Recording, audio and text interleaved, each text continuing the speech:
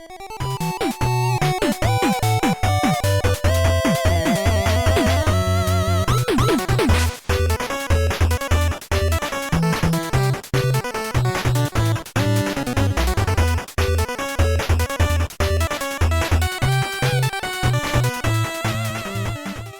time for Smash Suggestion Box, where we take DLC ideas for Super Smash Bros. For Wii U and 3DS and discuss the history, possible movesets, and the reasons why said ideas need to be in Smash. Today we're going to be going over some lesser-known Nintendo hero. A few years ago there was a campaign started by Operation Rainfall, link in the description, that pushed to get Japan-only Wii games to the West. One of these was Shulk's Xenoblade Chronicles. There are two other ones, and we'll talk about both of them in the next two episodes. So today we'll be discussing the swordsman known as the Marked One, Zael from the Last Story.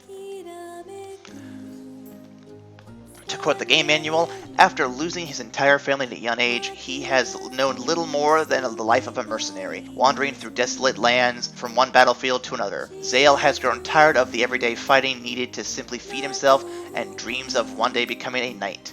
Little does he know that a mysterious encounter on his first mission to Lazulis Island will change his life forever. And it certainly did, as a mysterious force grants him the power of the Gathering. He meets a woman named Lady Callista, who is kidnapped by the Garuk, and the journey begins to save her and discover the true powers that Zael possesses. I'm sure I butchered at least 3 of those names. Zael is an accomplished swordsman with some unique magic skills. So yes, his moveset would heavily rely on his sword and lance weapons. In his game, Zael is considered incredibly strong, meaning he'd be a powerful character. But he's also somewhat fast and the 3rd fastest character in his game, but in Smash he'd have to compete with the likes of Fox, Captain Falcon, and Sonic, so we'll put Zael in the middle speed category, but we'll still have him among the more powerful heavyweight given his knight status. Let's talk specials. Gale is one of Zael's most basic attacks, which allows him to dash forward and cause a small cyclone with his sword. This would be Zael's side special, and it would make for an interesting alternate recovery. But Zael also needs a normal recovery, and we're going to borrow a move from another ally in the game, give Zael Vertical Slice, a jumping slash attack. Yes, Shulk has a move like this too, make it Shadow Bind or Death Sentence, which would be the same but with additional status effects of either paralysis or death. Either could be interesting, though in the case of death, maybe a poison effect instead. The down special ability could easily be a counter, since that is what Zael and the other non-magic allies possess.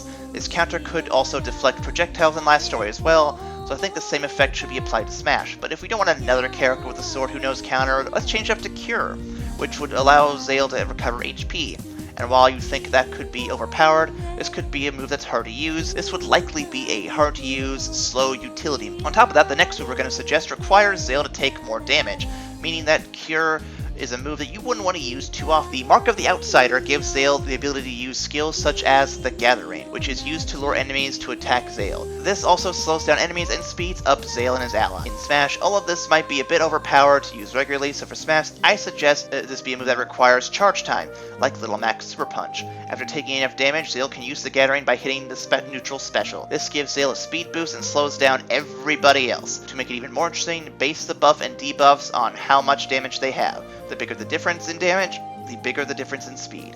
Another ability tied to the Gathering in Last Story is the Gathering Burst, which makes the most sense as the final Smash. This move summons energy blades on chains around the outsider, Zael, to attack all enemies. This would be the best attack to make the final Smash, but being one of Zael's strongest attacks. So why Zael? Once again, one of the Operation Rainfall trio, Zael deserves a spot next to Shulk. They, along with Aaron, are 3 unique RPG characters for the Wii that could easily use a boost in attention from Smash to help their games and maybe even get more fans interested in games later on in their series if they ever make more. Granted, Zael is another swordsman and only has a couple of unique skills in comparison to other swordsmen like Marth or Shulk, but even if he ended up being a Shulk clone, it's still something a little different to consider. I personally want to see more games represented in Smash. We have lots of Mario, Zelda, and Pokemon. Beyond that, we focus on the big games from Nintendo, but don't really give attention to smaller games. That's why I've pushed for characters like Zael or Captain Rainbow, and why we'll talk about Aaron next week, other than he's also got my name. We say we want Nintendo to do new IPs, and when they do, they don't get the support they need